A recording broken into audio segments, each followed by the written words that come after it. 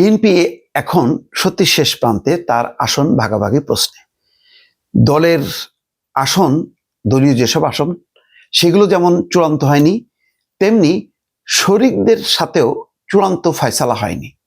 ধাপে ধাপে কিছু ফয়সালার খবর আসছে।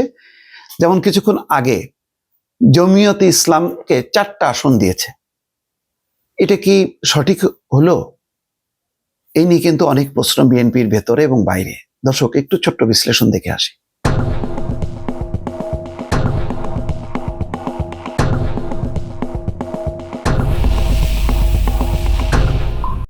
এইমাত্র খবর হচ্ছে যে জমিয়তি ইসলামকে 4টা আসন দিয়েছে। জমিয়তি উলামায়ে ইসলাম। রাজনীতিতে এই দলটার কি প্রভাব আছে আমার ঠিক জানা নেই। নীলফামারী 1, ব্রাহ্মণবাড়িয়া 1, 4টা আসনে বিএনপি সমঝোতা হয়েছে। স্ক্রল দেখে আপনাদেরকে বলছি যাতে কোনো রকম তথ্যের। নীলফামারী 1, ব্রাহ্মণবাড়িয়া 2, সিলেট 4 এবং নারায়ণগঞ্জ 4 আসনে। যে আসনগুলোর কথা বলা হলো তার মধ্যে কয়েকটা আসন, অন্তত 3টা আসন অত্যন্ত গুরুত্বপূর্ণ। সেই আসনে বিএনপির অনেক ত্যাগী নেতা আছে। খেয়াল করেন, তিনবার বিএনপি কিন্তু ঠিক মতো নির্বাচন করতে পারেনি। একটা আধা খেসরা নির্বাচন করছে, সেটা হচ্ছে 18। তার মানে বিএনপির ভেতরেই কি পরিমাণ প্রার্থী জট। তার মধ্যে এই অবস্থায় জামিয়তি উলামা ইসলামকে 4টা আসন দিয়ে দিলেন। এটা কি সঠিক হইল কিনা আমার ভেতরে প্রশ্ন। আমি জানি যে বিএনপি যারা করেন তারা আরো ভালো জানেন। মির্জা ফখরুল ইসলাম আলম বলছেন যে এই আসনে বিএনপি প্রার্থী দেবে না, কেউ যদি এই সিদ্ধান্ত ভায়োলেট করে তার বিরুদ্ধে সাংগঠনিক ব্যবস্থা নেওয়া হবে। এটা একটা হুঁশিয়ারি, মানলাম। কিন্তু এই যে গুরুত্বপূর্ণ এই আসনগুলি, ব্রাহ্মণবাড়িয়া 1, আমার ধারণা সেখানে রুমিন ফারহানার মতন খুব জনপ্রিয় মুখ ছিল, তাকে সম্ভবত বঞ্চিত করা হলো। ব্রাহ্মণবাড়িয়া 2, সিলেট 5, নারায়ণগঞ্জ 4, নীলফামারী 1টা আমার কাছে অত হয়তো গুরুত্বপূর্ণ না।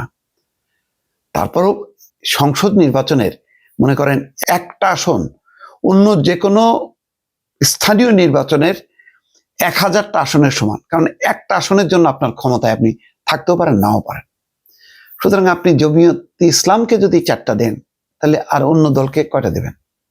হয়তো আমি বুঝতে পারি যে সাইকোলজিটা হলো এই, যে সকল ধর্মীয় রাজনৈতিক দল জামাতের সাথে আছে, এই মিথটা, এই ধারণাটা ভেঙে দেওয়ার জন্য বিএনপি সেখানে একটা কামড় দিছে। যেহেতু এই নির্বাচনে জামাতে ইসলামকে সাথে নিয়ে আওয়ামী লীগের বিরুদ্ধে লড়াই করার যে চিরাচরিত নির্বাচনের প্রথা, সেই প্রথার বাইরে।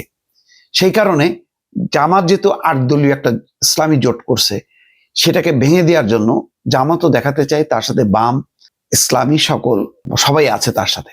সেটার জন্য তাই বলে এত ছাড়, একটাই কি যথেষ্ট ছিল না? 4টা আসন এইরকম দুঃসময়, তাহলে অন্য দলগুলোকে কিভাবে কি করবেন আমি জানি যে আন্দালিব পার্থকে চেষ্টা করা হচ্ছে ধানের শীষ প্রতীকে নির্বাচন করা, ববি হাজ্জাজকে করা হচ্ছে, ভালো। সেটা ইতিমধ্যে সেলিম ভাই, সাদাত হোসেন সেলিম, তিনি জয়েন করছে, তিনি বিএনপিরই লোক। তারপরে এনপিপি একটা কি জানি রাজনৈতিক দল, সেটা করা হচ্ছে। কিন্তু এটা তো জাসদ রব হবে না। তারপরে নাগরিক ঐক্য মাহমুদুর রহমান মানাত হবে না। গণ অধিকার পরিষদ নুরুল হক নূর, জুনায়েদ সাকি, গণসংহতি আন্দোলন, এটা হবে না। তারা তাদের দল প্রতীক নিয়ে আলোচনা করবে। তো সেখানে ধানের শীষ বাদে তাদের ক্যাপাবিলিটি দিয়ে তারা জিততে পারবে কিনা, সেই আসনগুলোতে বিএনপি সাপোর্ট দিতে পারবে কিনা, এটা কিন্তু অনেক বড় প্রশ্ন। সবচেয়ে বড় কথা হলো যে প্রাথমিক যে তালিকা নিয়ে কিন্তু অনেক ক্ষোভ বিক্ষোভ ইতিমধ্যে মাঠে সঞ্চারিত হয়েছে। সেই ক্ষোভ বিক্ষোভগুলোই নিরসন করা যেত যদি তারেক রহমান আরো আগে আসতেন।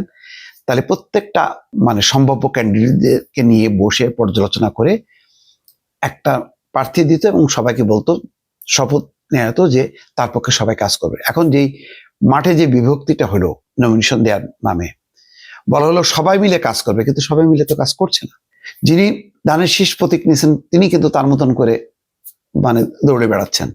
কিন্তু ওই অঞ্চলে যে আরো 2-3 জন প্রার্থী ছিল তাদের সাথে ঐক্য স্থাপন করা, তাদের সমর্থন আদায় করা, এই বা কোঅর্ডিনেশনটা ঘটানো, সেটা না কেন্দ্রের উদ্যোগ আছে না স্থানীয়ভাবে আছে। তাহলে নির্বাচন ধরলাম আপনি বৈতরণী পার হয়ে গেলেন, তারপরে কি হবে? আর সবচেয়ে বড় কথা হলো আপনি নির্বাচনী বৈতরণী কি পার হতে পারবেন এই বিক্ষুব্ধ প্রার্থীদেরকে বাইরে রেখে? তারা স্বতন্ত্র হিসাবে নির্বাচন যদি নাও করে তাও কিন্তু দলের জন্য বিপদ। এই কোঅর্ডিনেশনটা কে করবে? দল কি করছে? আমার জানা মতে এরকম কোনো উদ্যোগ আয়োজন নেই। তারেক রহমান করতে পারতেন, তার কথাই শুনতো, কিন্তু তিনি যখন আসছেন তখন কিন্তু আসলে আর সময় নেই। তফসিল কি পেছাবে? তেমন কিন্তু আমরা আওয়াজ পাইনি। এই অবস্থায় বিএনপির শেষ সময় তরি ঠিক মতন মানে ভাসাইতে পারবে কিনা, তীরে ভিড়াইতে পারবে কিনা, আমার ভেতরে কেন জানি মনে হচ্ছে যথেষ্ট শঙ্কা রয়েছে। দর্শক।